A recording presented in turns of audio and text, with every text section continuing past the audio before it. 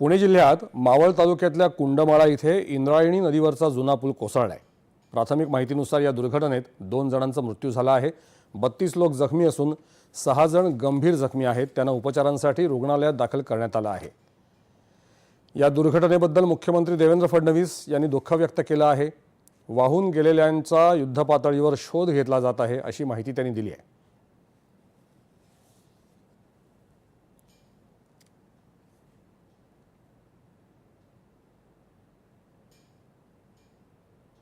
आता मी विभागीय आयुक्त, तहसीलदार आणि पोलीस कमिशनर यांच्याशी बोललो आहे। आता प्रशासन तातडीनं सगळी मोबिलायझेशन करून आणि लोकांना कसा दिलासा देता येईल अशा प्रकारचा प्रयत्न चाललेला आहे।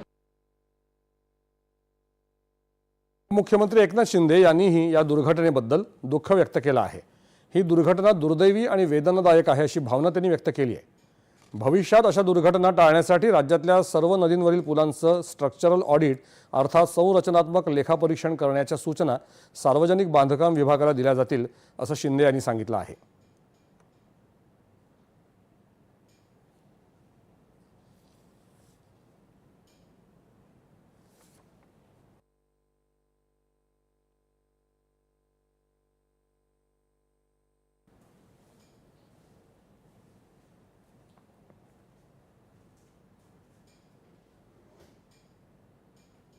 दुर्घटनेच्या कारणांची सखोल चौकशी करण्याचे निर्देश प्रशासनाला देण्यात आले असून देखभालीबाबत कोणतेही दुर्लक्ष झाल्याचं आढळलं तर संबंधितांवर कठोर कारवाई करण्यात येईल असं उपमुख्यमंत्री अजित पवार यांनी सांगितलं आहे।